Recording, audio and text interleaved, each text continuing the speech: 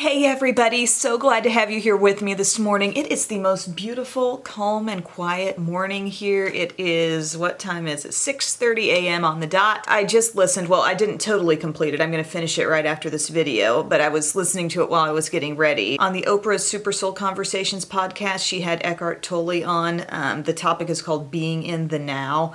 So good. Oh my gosh, I had so many realizations while I was listening to that. It's a great way to start your day listening to one of those. But anyway, in this video, the original concept for this was going to be like a roundup of products that have just kind of left me feeling underwhelmed, you know, the things that really weren't terrible products by any means, but things that I felt very solidly meh about, you know? As I was kind of finalizing my thoughts for what I wanted to talk about, I realized that it was pretty much all palettes. I ended up with 4 palettes that left me feeling this way, and then I had this pretty much even balance of 4 other palettes that I thought, I really like these. Maybe I should just make this a palette conversation and also mention the ones that I'm really enjoying right now. And I do think this covers a lot of newer releases, some that have been talked about a lot, some that have been talked about very little. But I'm going to start with the new palettes that I really love, the things that have really impressed me lately. And one of them is from the Balm. I don't know that I've heard anyone mention this yet, but it's called Foiled Again. Of course, they've got a cute theme for everything, right? And so this one has your the Balm superhero. The Balm girl catches your eye. And then this dude's shirt says, your eye. And then you open it up and it looks like a little, newspaper article. You got a mirror there as well. And then here are the 12 shadows inside. And of course, foiled again means you've got some really metallic foiled effect eyeshadows here in these top 2 rows, and then here in the bottom is what I feel is the perfect selection of mattes to go with them. You've got kind of a warmer brown, a cooler brown, a really, really dark brown, a matte cream, and all these places to play up top. And I know there might be some people who think that if 2/3 of the palette is foiled eyeshadows, I'm not interested, count me out on that one. But I do want to let you know that it's not purely like statement lid shades up here, because these can do a lot of different things just depending on the brush you apply them with.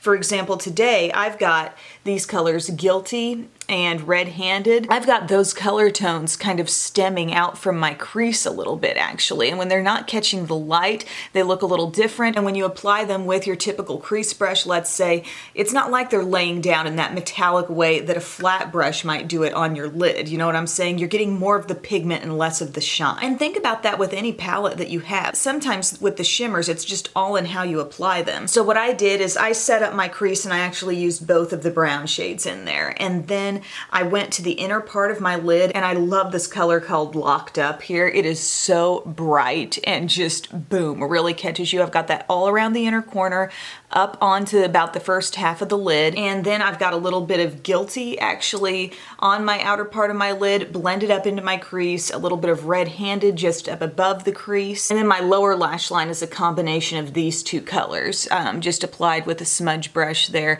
across the lower lash line. And I love the way the look turned out. And you can go very warm and reddish. There's a golden here, and then you've also got a perfect little cool selection as well. You can almost look at the palette half and half in that way. There's your cooler tones, there's your warmer tones. But just to speak on the quality for a second, this made me kind of rediscover the Balm eyeshadows and remember how much I love their quality, and also how they tend to have really thoughtful color selections. Like, these are the perfect mattes to have in here to pair with these statement colors. And any of these are really great on the lid, but I just want you to know, like, you can work them in different ways just with different brushes and get different effects. I love that none of the metallic shades have any glitter in them, so I do find the staying power to be really good. It's very what you see is what you get. This kind of shade will turn up that way on your eyes, and as you wear it, it doesn't really change and like flake off, and here's little particles all over. It looks and wears very true to color, so I think that's a great quality palette. It should be getting more love. It's called Foiled Again, and I think it's worth checking out. Here's another one that I know has been talked about quite a bit, and I must say I love the way they chose to package this. This is the Born to Run palette from Urban Decay,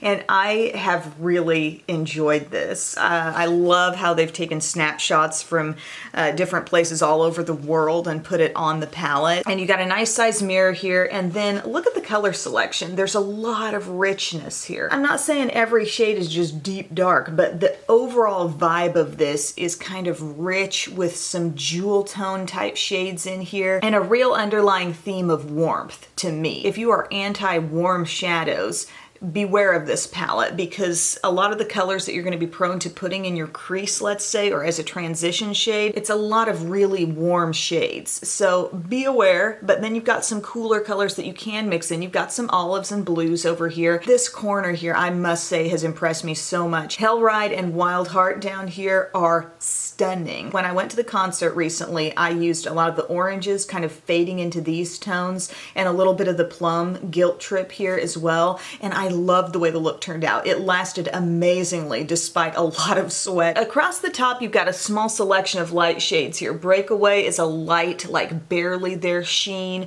Stranded is a soft gold. Blaze gives off kind of a pearly finish peach effect, and then Weekender is just this soft kind of helps you blend everything out light beige. While I do find I'm really loving this palette, I'm loving the intensity and the richness of the colors that are in here. Whenever I want to go light with this palette, it's kind of got to be up here, and it's sort of got that soft goldeny peach look to it, and I wouldn't mind having a few lighter pops in this palette that were going off in different color directions. You know what I'm saying? Because the crease and then with your light shades, everything's rooted in a very warm place. It kind of reminds me of that ColourPop Perception palette, where it was sprinkled with a lot of nice color, right? But the things that you were gonna set up your look with and put in your crease were all very warm. If that's something you try to steer clear of, be aware of this, but the color quality I think is really good. I haven't experimented yet with a lot of looks using the greens. Well, I guess I did do some olive ones, but I haven't gone majorly in a blue direction here. I've really been attracted to like this portion of the palette. So that leads me into my next palette that I really like. I wouldn't call it a full-on dupe, but I would say there are massive similarities here, and it's the CoverGirl True Naked Sunsets palette. So you guys know I've talked about it here on my channel. CoverGirl put out that chocolate scented palette, the peach stuff, and at the same time that came out, I think they also put out this palette called Sunsets here. And look at what's in that. Does anybody see a similarity to some things in Born to Run, particularly those shades I mentioned loving called Hellride and what's that other one called Wild Heart? Those are essentially two finishes of a deep berry magenta type color, and you have exactly those two finishes of berry magenta right in here. One is more matte, one has some shimmer. There's some warmth in this CoverGirl palette as well, like kind of an orangey warmth that I also see like with this color right here in the Urban Decay, and of course some lighter shades, matte beige, a sort of cool champagne, and then a warmer golden champagne color in here. What this palette has that Born to Run doesn't really have is this really like dark burgundy rust color, but this is beautifully done. I wasn't a huge fan of just the looks that I was turning out with the chocolate and the peach palette that CoverGirl did, but here I find there's so much richness in these shades, and I really like that kind of magenta twist you can get here. And I guess my words of advice here would be, if that's the primary appeal for you in the Born to Run palette is what's happening right down here in that corner,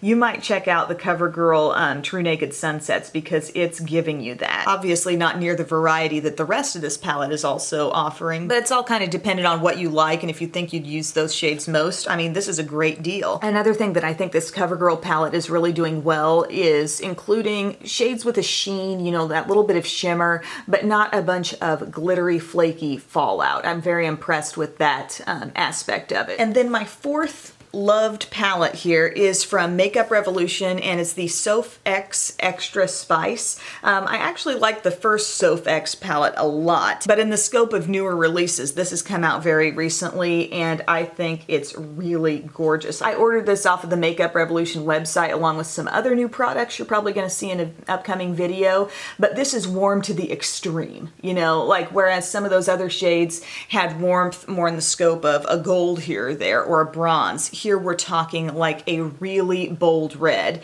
some bold orange shades. It's kind of like the ultimate palette when you really want to go there. You've got yellow as well, just a full-on yellow that I think is actually really, really nice. And to me, this is a great summer to fall transition because some of these colors, just the hot warmth of it, it makes me think summertime. But yet also, when I open it up, I think about just the leaves turning in the fall. What color do they turn? Yellow, red, orange, and yet you still got some greenery down in here, right? The way she designed the palette, I like the deep splashes that were included to let some of these brighter colors really show up to the best of their ability. Quality-wise, I feel like there's a nice sort of creaminess to the shimmers. They're best applied with sort of a sweeping stroke, like with your flat brushes. When you pick up, let's say, Romance right here, the shimmery red, you kind of press it onto the lid and give it a little drag, and that's how those colors show up the best. Or you could use your finger. But I just think the matte and shimmer balance in here is spectacular. So yeah, I think that's a great palette to check out. Can I throw in one more bonus palette that I have mentioned recently in a video, just to remind you, if you didn't see the video where I used this? The Rimmel Magnifies Spice Edition. If you're looking for a naked heat dupe, this is amazing. I applied this in a recent Get Ready With Me, and I just love the look. I've done several different looks with this that I thought have been great. Truly outstanding and unexpected nice textures in this palette. This just completely exceeded my expectations, and this purpley shade here works so well with these rusty colors. So whereas the Sofx Extra Spice was, as you saw, out and out like red, yellow, orange, like the really pure states of those warm colors, this is a little more dirty, rusty, richer, deeper. Just wanted to give that guy a little mention because it's really good. Now, just knocked over like 5 foundation sticks, no big deal. Now we're going to talk about the palettes that I haven't been liking so much. I've got 4. Again, these aren't things that I think are the worst things possible. I wouldn't call them fails. I would just call them maybe disappointing, underwhelming, just stuff I didn't really like that much and wouldn't put my recommendation behind, okay? One of them is actually a face palette from Benefit, and it's called the Complexionista. It's a cute palette. It looks kind of like a magazine cover here, and I'm a palette person and I like multitasking, but here's my issue.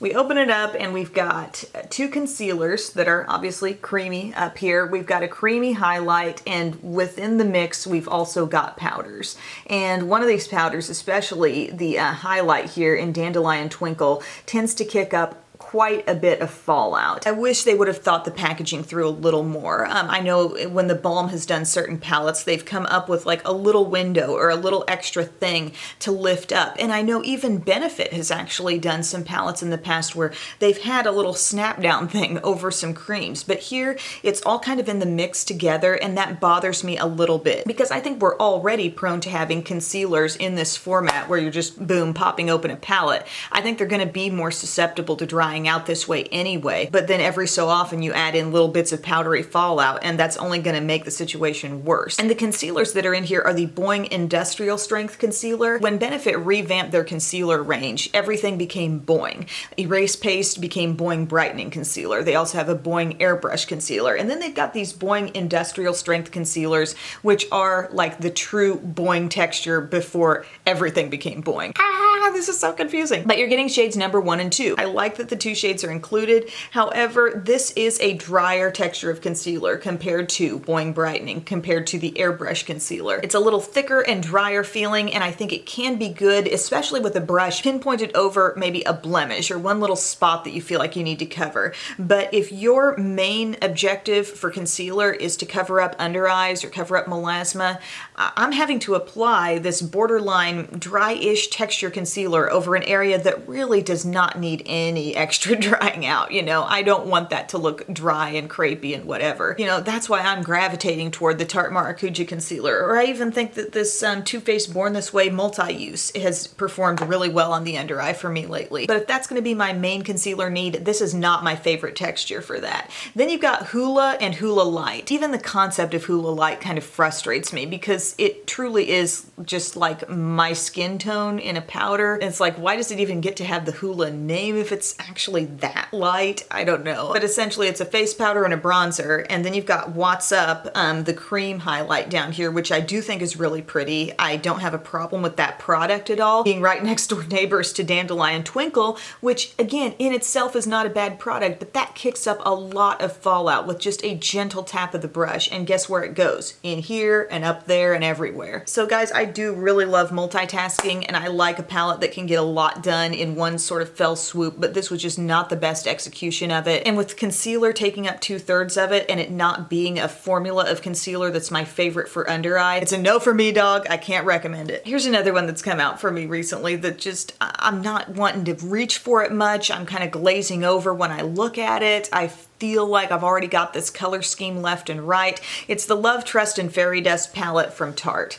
And it looks exciting as can be on the outside, right? You're looking at this and you're thinking, what could possibly be going on inside that palette? Woo!